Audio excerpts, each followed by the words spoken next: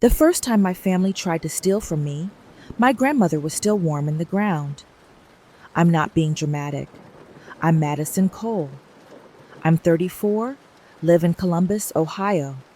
And for 3 years, my life revolved around my grandmother's pill organizers, doctor appointments, and whether the stupid Medicare portal would crash again before I could upload her paperwork. I bathed her. I changed her. I slept on her old floral couch when she was scared to be alone at night. And the people who didn't show up for any of that? They showed up for the will. This is how my whole extended family tried to bully me into signing away what my grandmother left me, and how I walked into probate court with a lawyer, flipped the script on all of them, and watched their family values disappear the second a judge started asking real questions. My life with Grandma Ruth. My grandma's name was Ruth Cole, but everyone on our street called her Miss Ruth from Maple Drive. Her house was one of those classic Midwestern places, one-story brick ranch, tiny front porch with a faded American flag, plastic chairs that never matched, and an azalea bush that refused to die, no matter how many Ohio winters tried to kill it. When I was a kid, holidays at Grandma Ruth's meant green bean casserole, Pillsbury crescent rolls, and my cousins and I fighting over who got to push the button on the old electric carving knife. She'd put the Macy's Thanksgiving Day Parade on the old box TV and holler from the kitchen, "Madison, make sure your brother doesn't lick the whipped cream nozzle again." Then life did what it does. My parents divorced. My brother moved to Florida. My cousins scattered across the country. Uncle Rob and Aunt Denise stopped coming around except to drop off Christmas gifts that looked suspiciously like they'd been grabbed last minute from the Target clearance aisle. But Grandma Ruth stayed on Maple Drive. Around the time I turned 30, her health went from "she's slowing down" to "someone has to be there every day or something bad is going to happen." It started small. She'd forget where she left her keys. Then she left a burner on. Then she missed a blood pressure pill and ended up in the ER with her feet so swollen she couldn't get her slippers on. My aunts and uncles reacted the way they always do when things get messy, by calling a family group chat and hoping vibes would pay the medical bills. The first message came from Aunt Denise. "We all need to step up for Mom. Maybe take turns checking on her. We're family." I typed back, "I already stop by after work most days. I can take her to appointments on my days off." Uncle Rob responded with a thumbs-up emoji and, "That's great, Mads. You're so good with her." And that was it. Turns out taking turns meant Madison does everything, and we send heart emojis. I became the one who drove her to her cardiologist in downtown Columbus every other Tuesday. Spent Sundays filling her pill organizers for the week. Sat on the phone with the pharmacy arguing over prior authorizations. Cleaned the fridge when she forgot she'd already bought milk 3 times. My life shrank to fit around hers. I'd wake up at 6 a.m., throw on leggings, stop at Starbucks for a venti cold brew, and head to Maple Drive before my remote marketing job started. I'd set up my laptop at her kitchen table, answer emails, while she watched Wheel of Fortune reruns in the living room. Sometimes she'd call out, "Madison, who in their right mind buys a vowel that early?" And I'd roll my eyes. But I'd be smiling. I wiped her tears when she got her first walker. I talked her through signing up for hospice when the doctor finally used the word decline, like it was an item on a grocery list. Where was everyone else? Uncle Rob sent a DoorDash order once a month and called that helping with meals. Aunt Denise posted throwback photos of Grandma on Facebook with captions like, "Our rock, our queen," and crying emojis. Then didn't show up for the actual doctor appointments. My cousins? They'd text, "How's Nana?" from brunch in Chicago or Miami and feel like they'd done their part. But every night, when I pulled the quilt up to Grandma's chin and kissed her forehead, it was my face she saw, my voice she heard. "Madison," she whispered once, her fingers like paper over mine. You're the only one who really stayed. I'm not going anywhere, I told her. Promise. I meant it. I just didn't know yet that it was going to cost me a war. 2.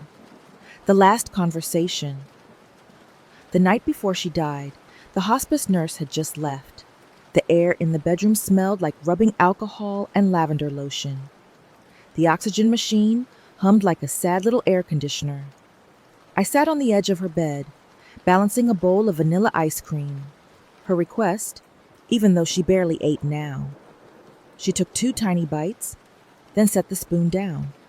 Her hands trembled, but her eyes were clear in a way they hadn't been in weeks. Madison. Yeah. Nana? I talked to the lawyer. I blinked. What lawyer? She smiled, a little conspiratorial. The one from church? Pastor Jim's niece. The one who helped me with that HOA nonsense when they tried to fine me for my sunflower flag. Oh? I remembered her ranting about the HOA trying to say her yard gnome collection violated aesthetic guidelines. She'd won that one. She squeezed my fingers. I changed my will. My chest tightened. Nana, we don't have to talk about that. I'm dying. She cut in bluntly. I may be old, but I'm not stupid, and I'm not leaving my house and every dime I have to a pack of people who only show up when there's ham. I snorted despite myself. Nana, I left most of it to you, she said, ignoring the warning in my tone. The house, my savings, the CDs at the credit union. You'll see the details when the lawyer reads it. I put something aside for your brother and the others, so no one can scream I forgot them. But the bulk, it's yours. The words hit me like a freight train. Nana, no, they're going to be mad, she finished. Let them be. Where were they when I had to choose between my heart meds and fixing the leaky roof? Who drove me to the ER at 2 a.m. when I couldn't breathe? You know I didn't do any of that to get... My voice cracked. To get anything. Her eyes softened. I know exactly why you did it. You did it because you have a good heart, which is exactly why I had to do this before I get any worse. You would never ask for a thing. So I decided for you. Tears blurred my vision. Nana, they're going to say I manipulated you or something. Her jaw tightened, the old steel surfacing. Let them sit in that courtroom and say it to my lawyer's face. I met with her twice, alone. We went over every line in that will, and I initialed every page. She's very fussy about that. A small smirk. Like you. I laughed through a sob. She shifted, wincing. One more thing. Promise me something. Anything. Don't let them guilt you out of it. They will try. They'll say family and Ruth would want this, and we should all be equal. She paused, catching her breath. Ruth wants you taken care of, she said firmly. Ruth watched you spend your 30s in this ugly floral bedroom instead of on dates or trips or whatever women your age are supposed to do. Ruth is okay with being the villain in a few Facebook posts if it means her girl has a home and a cushion. Her hand fumbled on the bedside table until her fingers brushed her old iPhone. I recorded a video, she added, explaining my choices. My lawyer has a copy, and there's one on here. She tapped the phone. If they corner you, you play it, right in their faces. I swallowed hard. Nana, promise me, Madison, no signing anything on the spot. No, okay, fine, if it makes everyone happy. Her eyes bored into mine. They weren't here at 3 a.m. when my lungs felt like they were on fire. You were. You earned every bit of this. Promise. My voice was barely a whisper. I promise. She relaxed, sinking deeper into the pillows. Good, she murmured. Now hand me the remote. If I'm going out, I want to see if that bachelor guy finally picks the girl with sense. She died 2 days later, just before sunrise.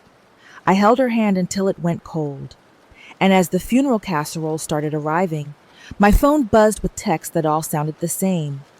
We need to talk about the estate. Om. The will reading.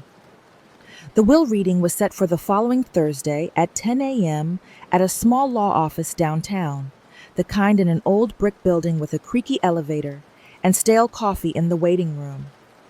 The attorney's name was Allison Parker. She was maybe late 30s, dark blazer, sensible flats, and the kind of expression that said she'd seen every kind of family ugly there was. I got there early, because of course I did. I wore a black dress from Target, the one I'd also worn to the funeral, and clutched a notebook I wasn't sure I'd actually need. It made me feel like I had some control. By 10:05, the circus showed up, Uncle Rob, in a suit that definitely hadn't been dry cleaned since my grandfather's funeral. Aunt Denise, in a black wrap dress and heels too high for those cracked sidewalks, dabbing at non-existent tears with a tissue. My cousin Tyler, who lived in Nashville now and wore a slim-fit blazer like he thought someone from a talent agency might be hiding behind the ficus. Even my younger brother Ryan had flown in from Tampa, sporting a tan and a hoodie from some tech startup. They filled the waiting room with their perfume, cologne, and buzzing anxiety. "Madison," Aunt Denise cooed, pulling me into a hug that smelled like Bath and Body Works vanilla. "You holding up okay, sweetie?" I stiffened. "I'm fine." Uncle Rob clapped a too-hard hand on my shoulder. "You did so much for Mom at the end. We're all so grateful." The words sounded rehearsed, like he'd practiced in the car. Before I could respond, the receptionist opened the door to the conference room. "You can all come in now. Miss Parker is ready." We filed into a small room with beige walls and a single long table. Legal pads stacked neatly in the middle. A little dish of mints no one touched. Allison stood as we entered. "Thank you all for coming. First of all, I'd like to extend my condolences for your loss." Ruth spoke very highly of her family. Aunt Denise sniffled extra loud at that. We all sat. I ended up on one side of the table, directly across from Allison. Everyone else filled in around me. Allison adjusted her glasses, opened a folder thick with papers, and began. "Ruth executed this will approximately 8 months ago," she said. "She did so in my office, with 2 disinterested adult witnesses present. She appeared to understand the nature of her assets and the effect of the document she was signing." She glanced up. "I will read the relevant portions aloud, and then I'll provide copies." Uncle Rob leaned back, hands folded over his stomach. Aunt Denise angled her chair slightly towards him, as if they were watching a show. Allison started with the standard language about debts and funeral expenses.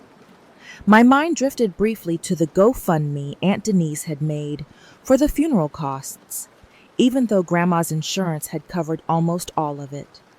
Then Allison's voice sharpened. "As to my real property located at 417 Maple Drive and all improvements and contents therein, I devise and bequeath said property outright to my granddaughter, Madison Cole." The room went silent.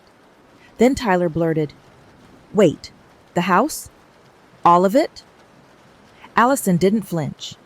"Yes, the residence and its contents go to Miss Cole," she continued. "As to my savings account at Buckeye Community Credit Union, my 2 certificates of deposit, and the funds in my brokerage account with Ameri Invest, I give 70% of those liquid assets to my granddaughter, Madison Cole, to be hers absolutely." My heart started pounding loud enough I was sure everyone could hear it. "Of the remaining 30%, Allison went on, 10% shall go to my grandson, Ryan Cole, 10% to my son, Robert Cole, 10% to my daughter, Denise Miller." She read a few more small bequests. Grandpa's watch to Tyler, a set of antique dishes to my cousin Megan, donations to church. But the headline was clear. The house, the bulk of the cash, they were mine. When she finished, Allison closed the folder. "That is the primary distribution outlined in this will." The silence that followed felt heavy, thick, like the air just before a tornado siren starts. Aunt Denise was the first to speak. "Madison," she said slowly, her voice syrupy, sweet. "Did you know about this?" Every pair of eyes turned to me. I swallowed. She told me she'd talked to a lawyer. I didn't know the percentages. Uncle Rob's face was turning the color of raw hamburger. "She left you the house." "Yes," Allison said calmly. "Mrs. Cole was very clear about that." His gaze snapped to the attorney. "But that doesn't make sense. We're her children. Equal distribution is standard, right?" "Equal distribution is common," Allison replied, "but it is not required. As long as the testator," she tapped the will, "was of sound mind and not under undue influence, she is legally entitled to distribute her assets as she sees fit." "Sound mind?" Aunt Denise's voice hitched. "You saw her. She was forgetting things all the time. She had that sundowning." Allison folded her hands. When she signed this document, she was able to name all of her children and grandchildren, describe her property, and explain very clearly why she was making the choices she was making.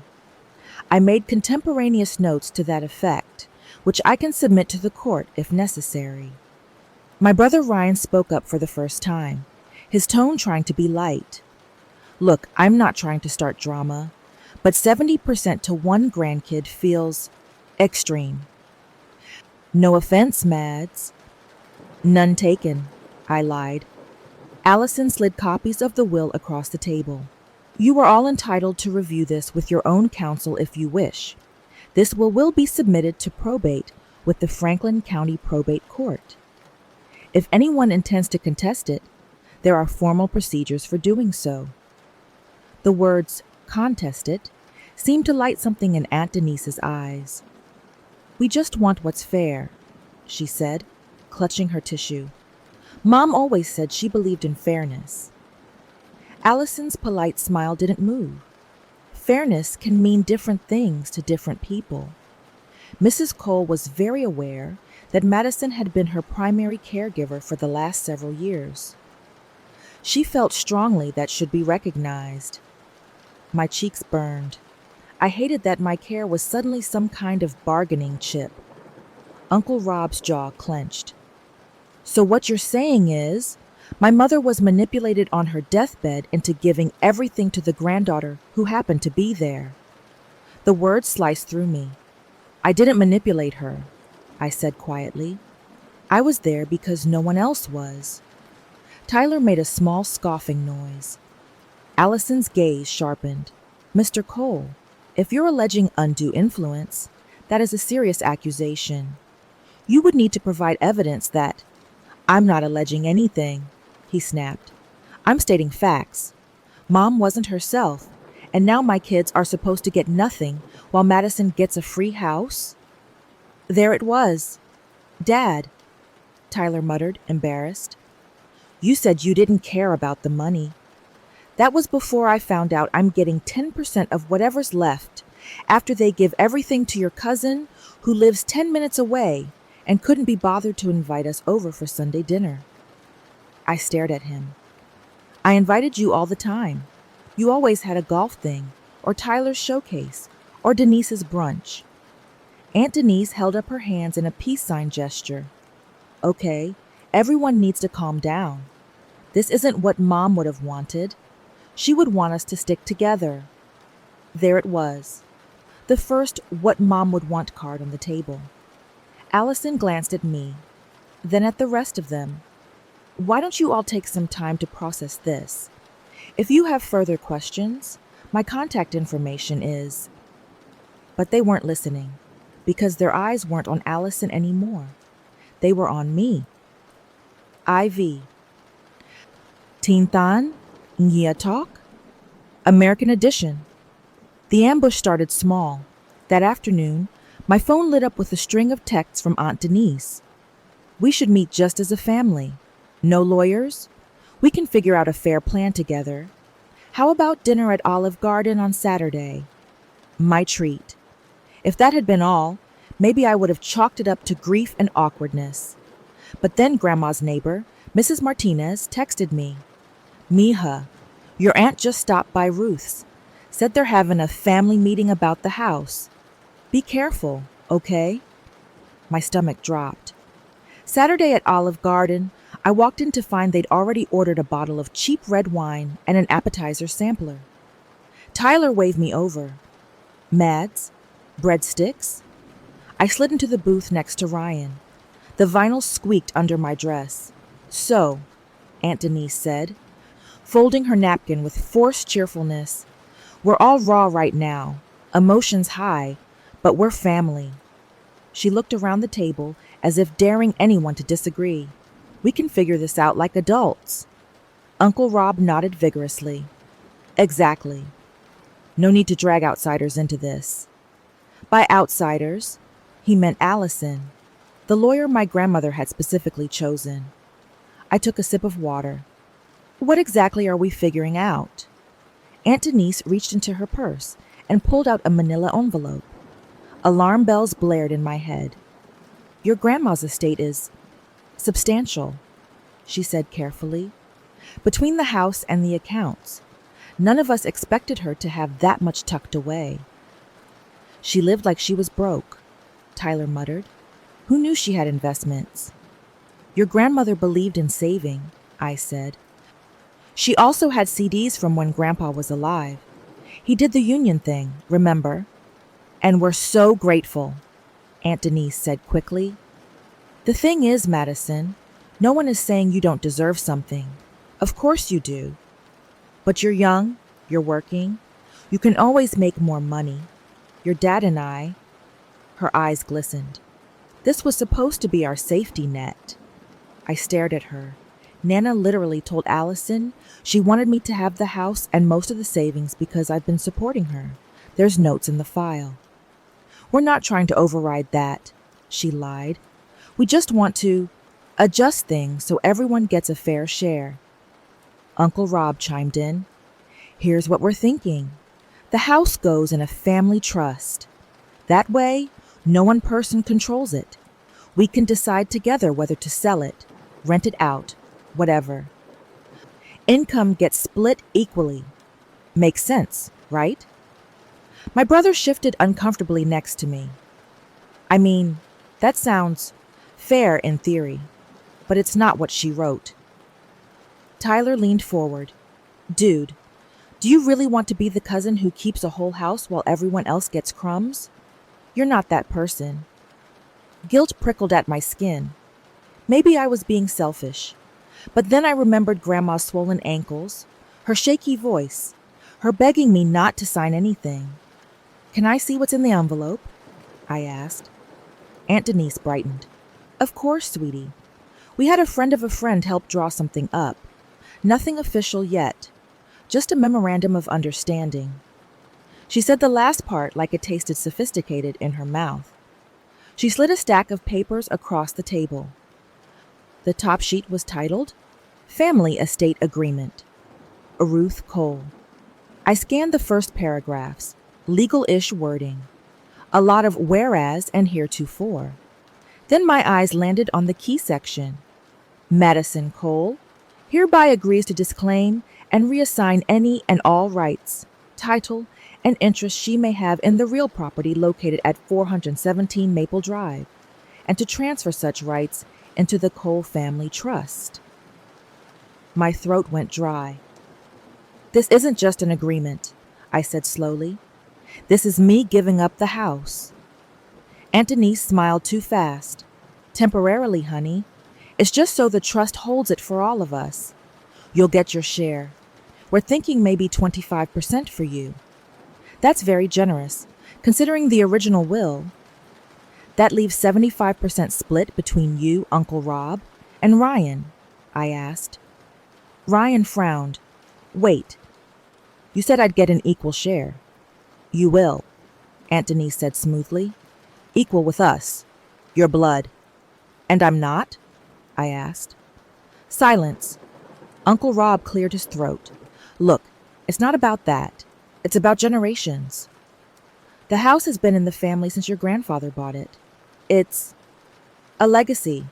It shouldn't just belong to one person, especially someone who might sell it to move to, I don't know, Seattle for a job. Tyler snorted. She totally would. I felt my shoulders tightening. Grandma literally told me she wanted me to have the house, to live in it, or sell it, or do whatever I needed. She said she didn't want you to, I nodded at Rob and Denise, to use the word fair to bully me into giving it up. Their faces shuddered for a half second, a flicker of guilt, annoyance. Then the show resumed. Madison, Aunt Denise said, dropping her voice. You know how this will look. You already look like you took advantage. People will talk. Oh, the granddaughter swooped in and took the house and all the money. You really want that hanging over you at Thanksgiving for the rest of your life? If there is a Thanksgiving, Tyler added, because I'm not flying home to eat turkey in a house you stole. I didn't steal anything, I said, heat rising in my chest. Grandma made a legal decision with a lawyer. You all could have been there more. You chose not to. Uncle Rob's mouth twisted. We were busy working, providing. We didn't have the luxury of working from home in yoga pants, dropping everything for every little cough. The words punched me in the gut. Ryan shifted next to me. That's not fair. Maddie was with her almost every day. You guys barely... Stay out of it. Ryan, Aunt Denise snapped, then softened her tone. Sweetheart, we're doing this for all of you. If we fight this, the lawyers will eat everything. Probate court, contests. It could drag on for years. You want that? Or do you want to sign one piece of paper so everything's peaceful? There it was. The American version of Tintan Nghiatok. We're family. Don't be selfish. Don't shame us. Sign. I stared at the signature line, my name neatly typed underneath. My heart pounded so loud I could feel every beat in my throat. I heard Grandma's voice in my head. No signing anything on the spot. No, okay, fine, if it makes everyone happy. I took a slow breath. Let me take this home and look it over, I said finally. I want my own lawyer to see it. Uncle Rob's face darkened. We don't need outsiders. Rob, Aunt Denise warned, then turned back to me, smile back in place. Of course, honey, take a look, but we really should move fast. The longer this drags out, the harder it will be. For everyone.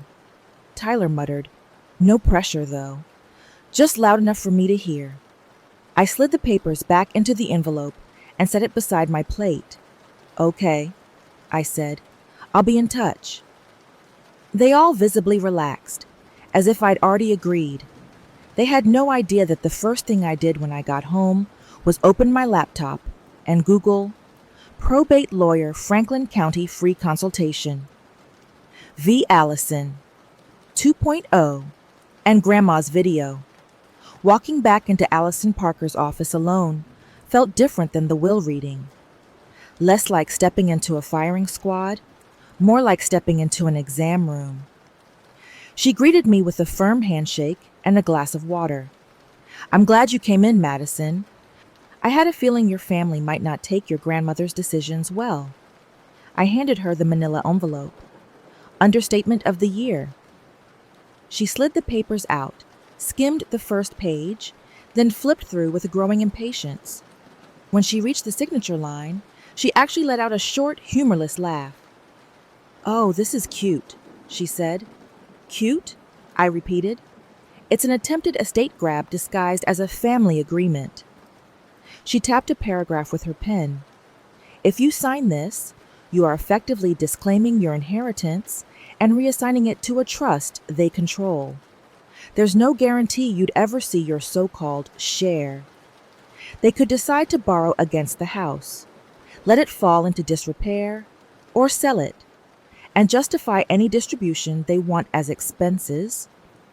My stomach churned.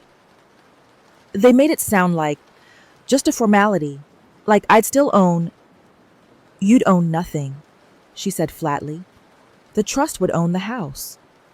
And look here. She pointed to a line halfway down the page.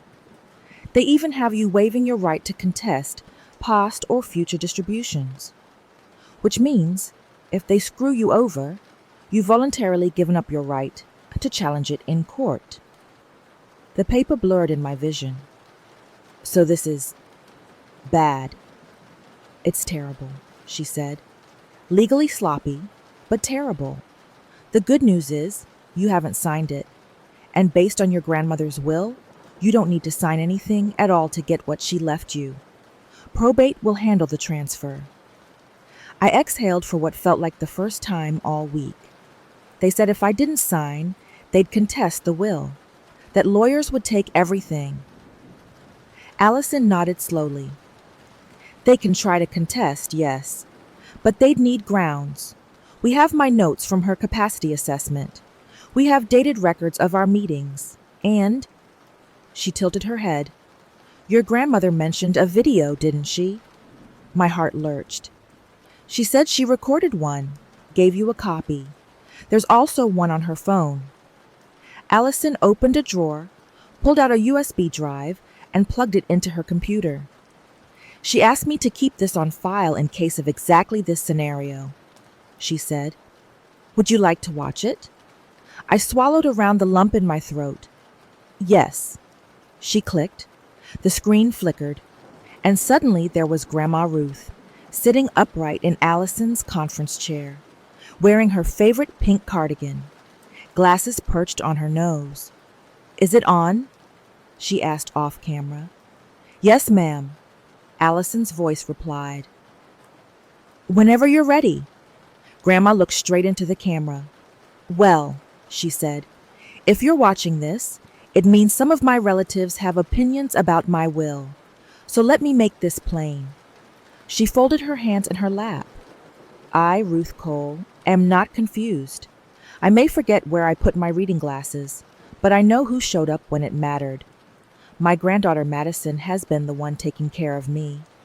She took me to my appointments. She paid for my groceries when my Social Security check ran short. She slept on my couch when my heart scared me at night. She sniffed, eyes misty. "My children love me in their own way," she said, "but they have their lives. They made choices. Madison should not be punished because she chose to be here. So I am leaving her the house and most of my savings. That is my decision. No one pressured me.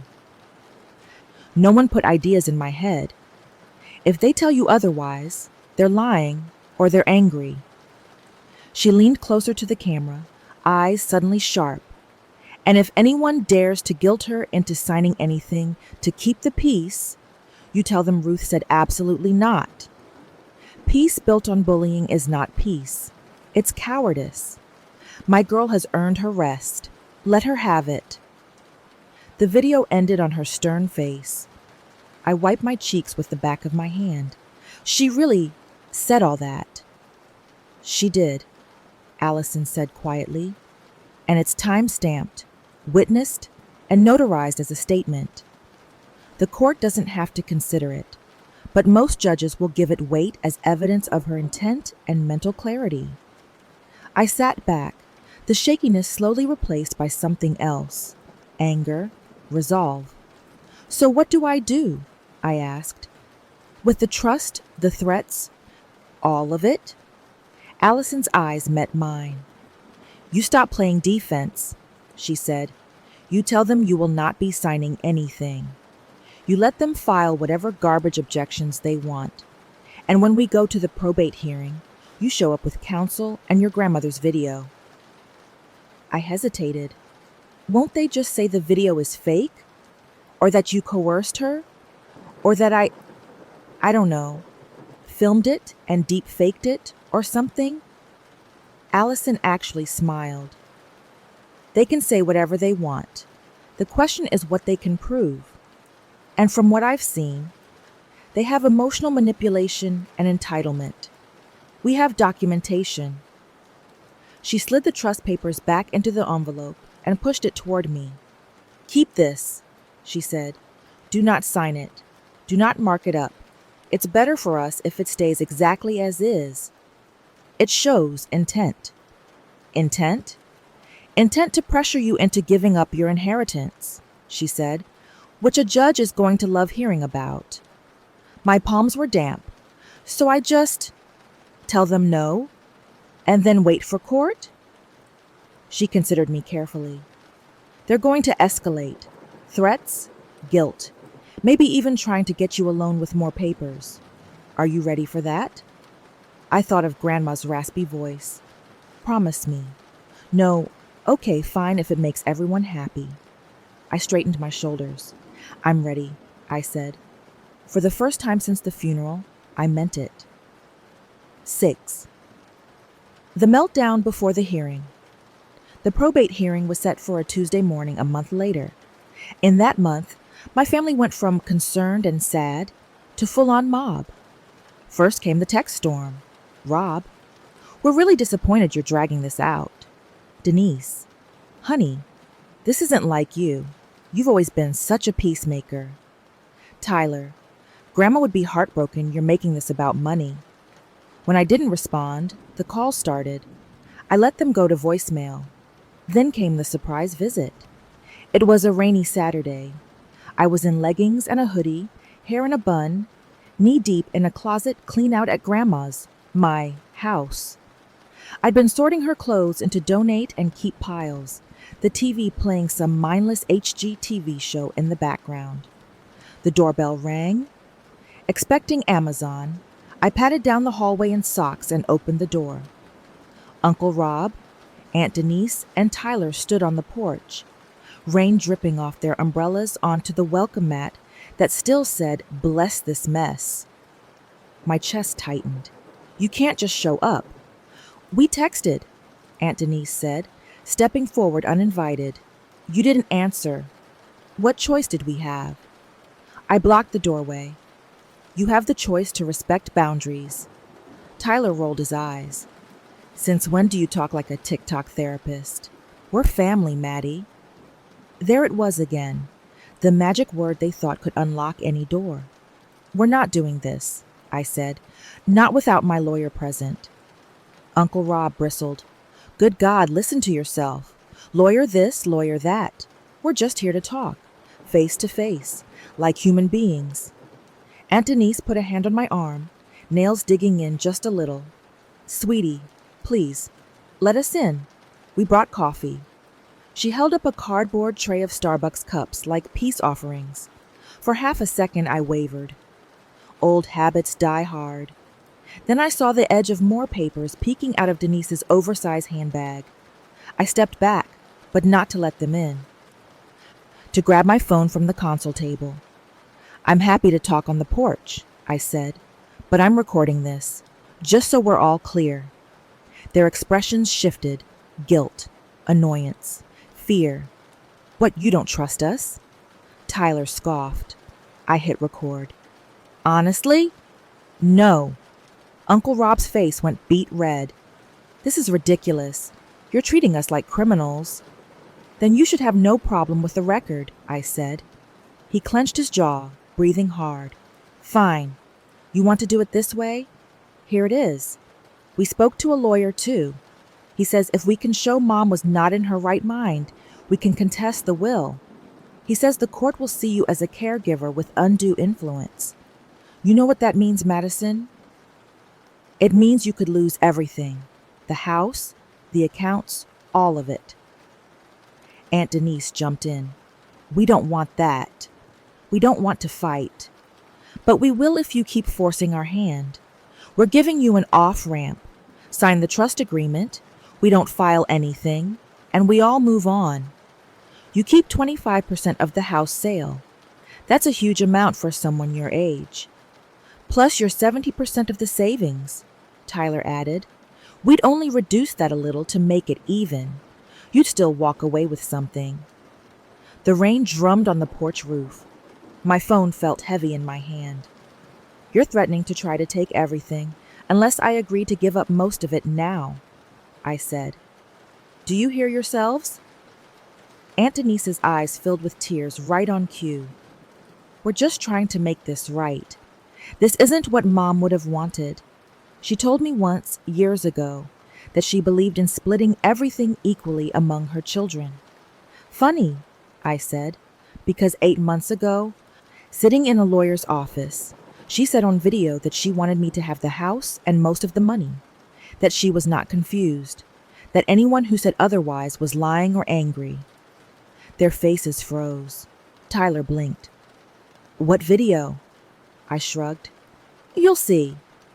Uncle Rob stepped forward, jabbing a finger in my direction. Listen to me. You think some video is going to override decades of family? You think a judge is going to look at a caregiver who ended up with the lion's share and say, "Oh yeah, that seems normal"? You're naive, Madison. Courts look at patterns.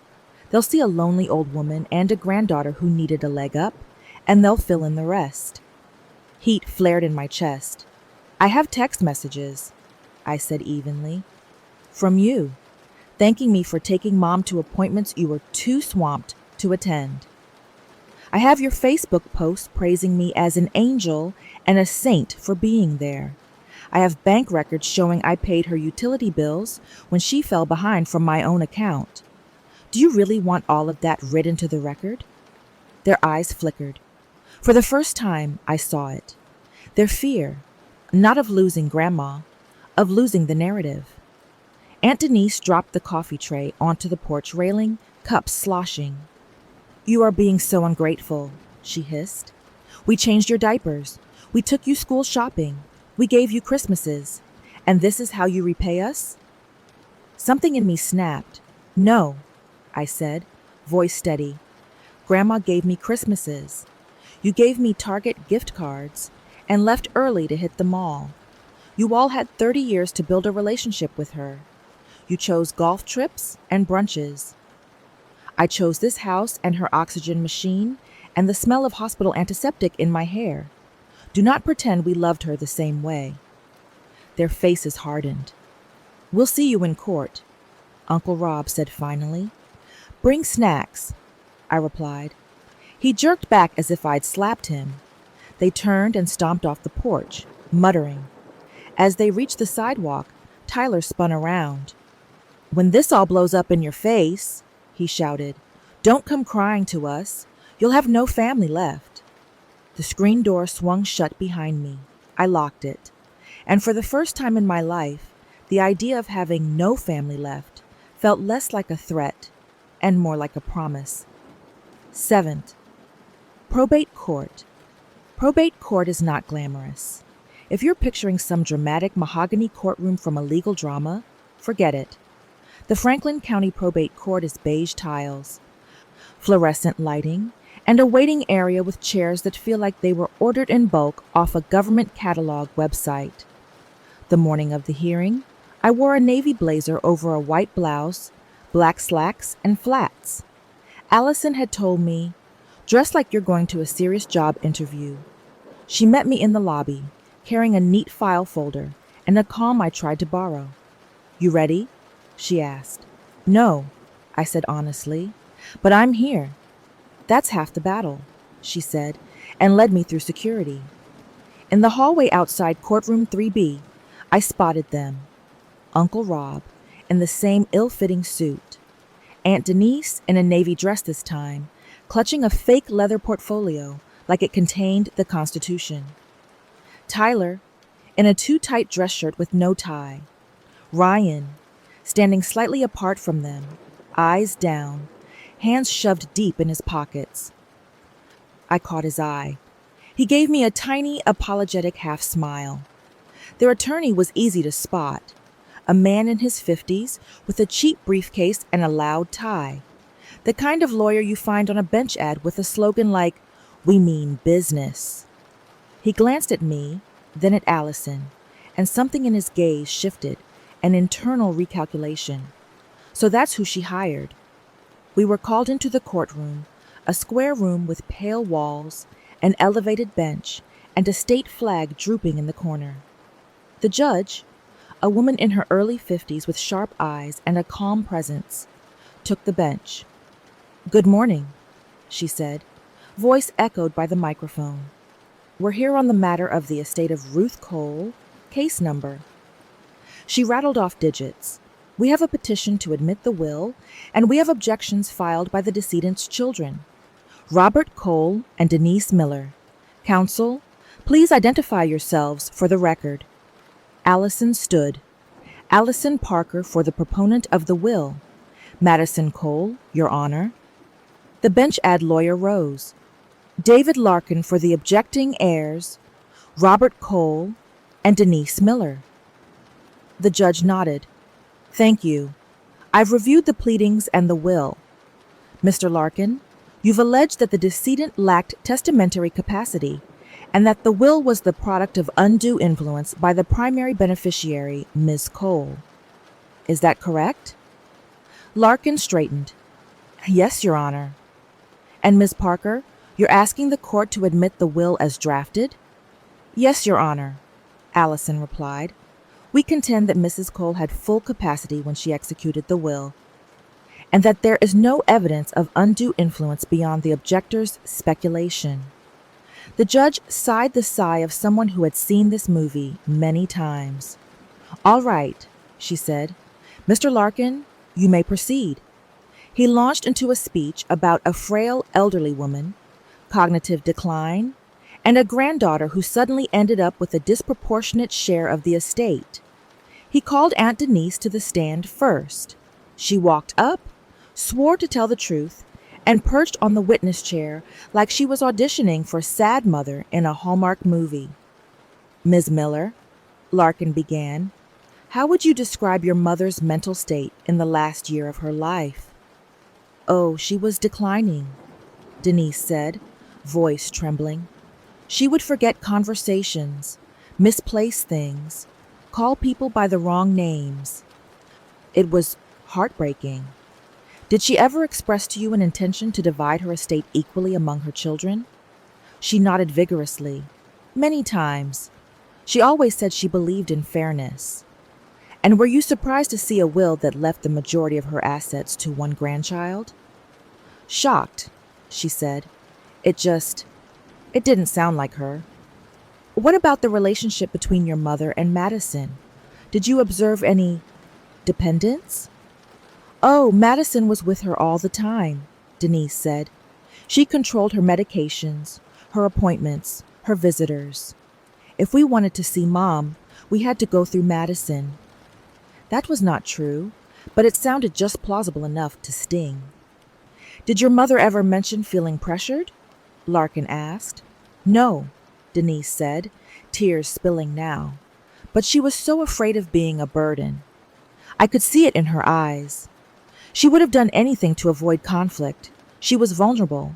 And Madison is very persuasive when she wants something. I felt Allison stiffen beside me. The judge listened, expression unreadable, jotting occasional notes. Larkin called Uncle Rob next. He talked about strange phone calls, forgetting birthdays, and how, out of character, it was for his mother not to leave everything equally to her children, like most normal parents. When Allison got her turn to cross-examine, she approached the podium calmly. Ms. Miller, she said, you testified that your mother often forgot things in the last year of her life. Do you have medical records showing a diagnosis of dementia or Alzheimer's? Denise blinked. Well, I don't have them with me. But she was old. That wasn't my question, Allison said, voice still polite. To your knowledge, did any doctor diagnose your mother with a cognitive disorder that would impair her ability to understand a legal document? Not in those words, Denise hedged, but she would get confused. You also said your mother believed in fairness, Allison continued.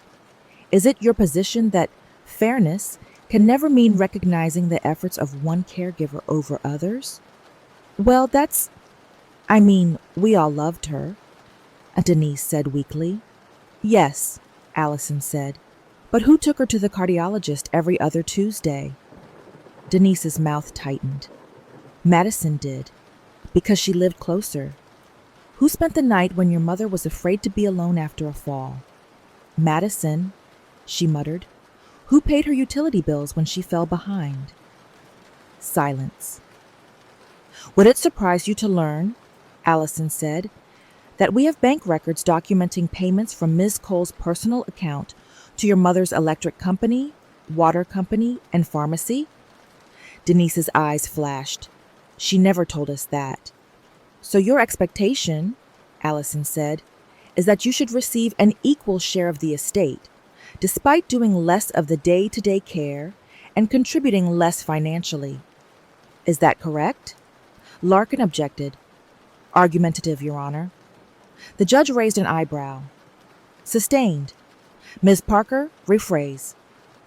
Allison nodded. Ms. Miller, did your mother ever tell you she resented the fact that Madison was doing so much? No, Denise whispered.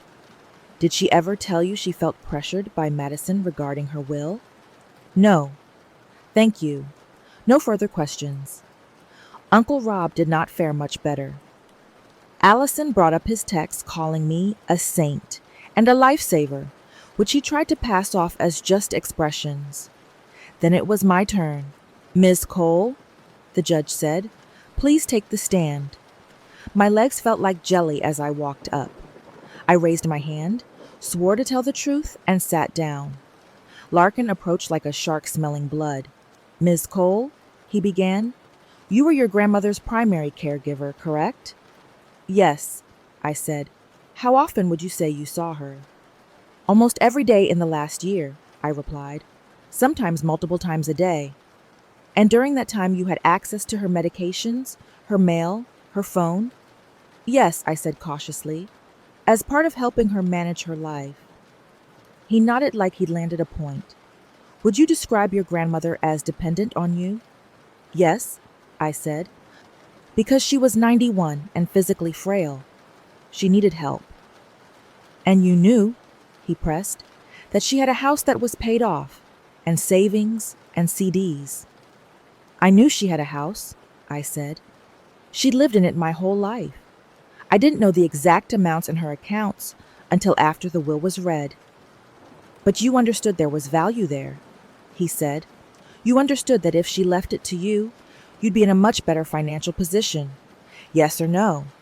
My skin prickled. Generally, yes, I said. That's how inheritance works. He pounced. So you had motive. Objection, Allison cut in. Counsel is testifying. Sustained, the judge said.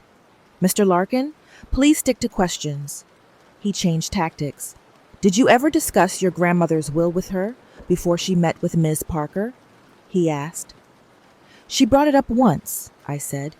She said she wanted to change it. And did you suggest she leave you the house? He asked.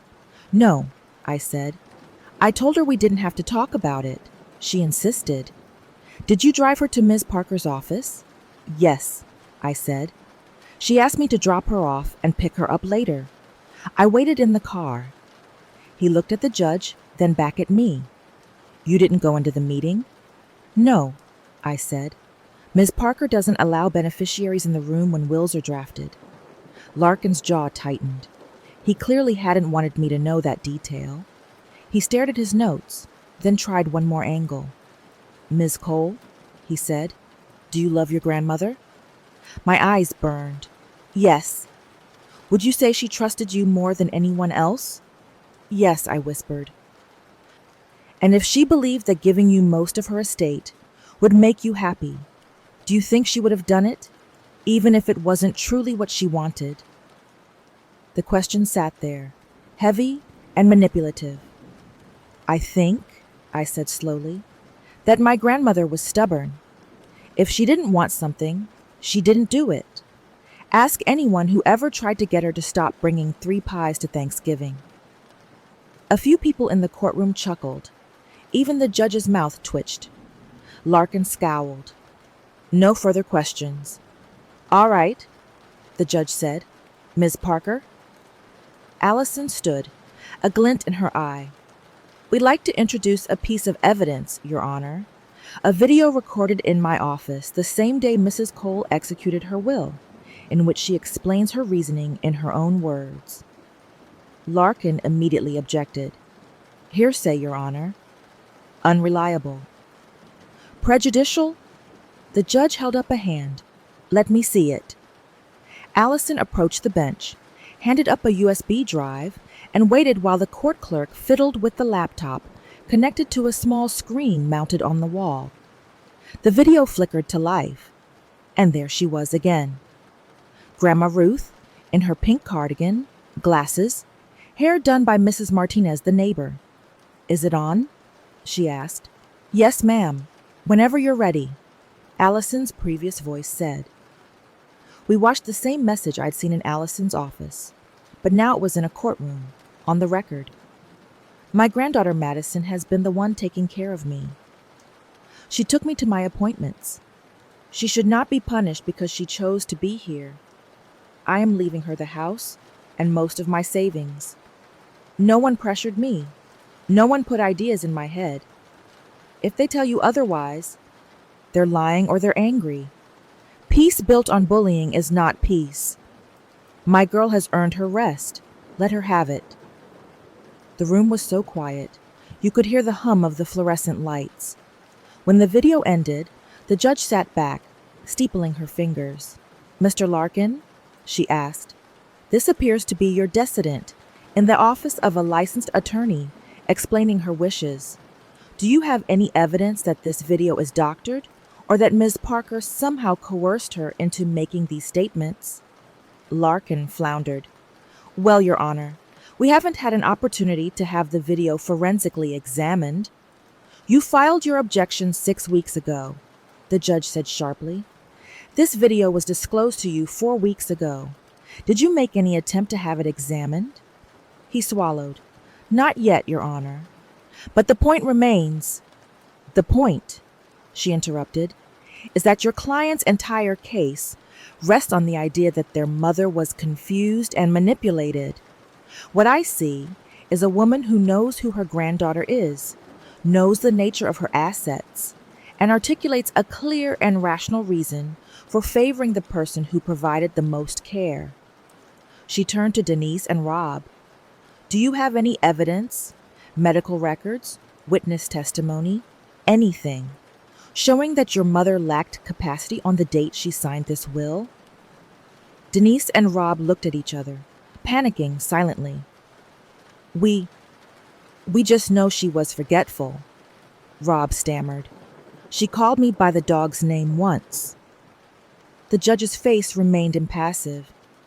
That describes half my docket, she said dryly. Memory lapses are not the same as lack of testamentary capacity. She shuffled some papers, then looked back at us. Here's what I see, she said. An elderly woman who understood she was near the end of her life. One granddaughter who provided extensive care, both time and money. Children who, for whatever reasons, were less present. A will drafted by a competent attorney, executed with the proper formalities. A contemporaneous video confirming her intent. And heirs who are unhappy with the distribution. Her gaze sharpened. Unhappiness is not a legal basis to overthrow a valid will. The words sank into the silence, like stones in a lake. Accordingly, she continued, the court finds that the objectors have not met their burden to establish lack of capacity or undue influence. The objection is overruled. The will of Ruth Cole, dated 8 months prior to her death, is admitted to probate as her valid last will and testament. I exhaled shakily. In addition, the judge added, the court takes a very dim view of attempts to pressure beneficiaries into signing away their inheritance under the guise of family agreements. Should there be any further evidence of harassment, intimidation, or attempts to circumvent this order, the court will consider appropriate sanctions. She glanced pointedly at Rob and Denise. Ms. Cole, she said, turning to me, her tone softening. You honored your grandmother in life. This court has a duty to honor her wishes in death. Don't let anyone make you feel guilty for accepting what she chose to give you. My throat closed up. Thank you, Your Honor, I managed. The gavel came down with a sharp crack. Case closed. 8. Aftermath. And a new kind of family. The hallway outside the courtroom felt surreal. The fluorescent lights, the faint smell of cleaning chemicals, the echo of footsteps. My family clustered at one end, whispering fiercely. Tyler's face was red. Aunt Denise dabbed at her smeared mascara. Uncle Rob looked like someone had kicked his dog. Ryan stood off to the side, looking completely wrung out. He caught my eye and walked over, hands raised in a small, surrendering gesture. I didn't know they were going to do all that, he blurted. The trust? The lawyer ads? I thought they were just going to ask the judge to tweak things, not accuse you of manipulating Nana. I studied his face, the kid I used to drive to soccer practice, now with a receding hairline and stress lines at his temples. You were in on the trust, I said quietly. He flushed. They said it was the only way to keep the peace, that you still get a bunch of money, and it would just look better. I was stupid.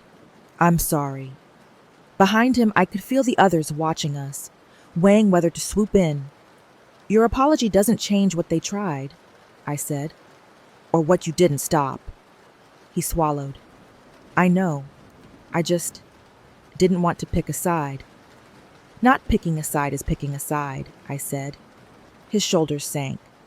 So that's it? We're done? I thought of Grandma's video, of the nights on the couch, of the way my chest had felt when the judge said, "Don't let anyone make you feel guilty." I need time, I said, and I need distance. I don't trust you, not yet, maybe not ever, but I don't hate you. I just can't keep setting myself on fire to keep everyone else warm. His eyes shone. Okay, he whispered, if you ever, I don't know, want to get coffee when I'm in town? That'll be my decision, I said, not yours, not theirs. He nodded and stepped back. As he rejoined the cluster, Aunt Denise shot me a look that could strip paint. You happy now? She snapped. You got your house? You got your money. Hope you can sleep at night knowing you tore this family apart. I met her gaze evenly. I didn't tear this family apart, I said. You did that when you decided your entitlement to my grandmother's money mattered more than respecting her choices and the work I did. The court just turned the lights on. Her mouth opened and closed. I didn't wait for another performance. Allison and I walked to the elevator in silence. When the doors closed, I let out a breath that felt like it had been lodged in my chest for months. You did well, she said. I almost threw up, I admitted. That's still doing well, she said dryly. I laughed, a little hysterically. What happens now? I asked. Now, she said, we move into the boring phase. Paperwork, title transfers, closing out accounts. We'll get you formally appointed as executor and distribute everything according to the will. No more surprises. No more trust agreements? She smiled. If they try anything like that now, send it straight to me. But I doubt they will. Judges don't often spell it out that clearly. We stepped out into the parking garage sunlight. The Ohio sky was a washed-out blue, the air brisk. I drove straight to Maple Drive. My grandma's house looked the same. The flag, the azaleas, the gnome guarding the front steps. Inside, the air still held a faint trace of her lavender lotion and old books. I walked down the hallway to her bedroom, sat on the edge of the bed where I'd spent so many nights, and let myself cry. For her. For the girl I'd been before this. For the family I thought I had, and the one I actually did. That afternoon, I opened the windows, let the spring air in, and started making the house mine. I kept the dining table where she'd hosted every Thanksgiving. I kept her recipe box, even though half the cards were stained and barely legible. I kept one of her quilts on the couch. The rest? I donated. I cleared out faded knickknacks that had meant something to her, but nothing to me. I painted the ugly brown-paneled living room a soft white. I turned the spare bedroom into a home office instead of a catch-all storage room. I hung 3 frames on the wall. A photo of Grandma and me at my high school graduation. A picture from our last Christmas together, her in a Santa hat, me laughing.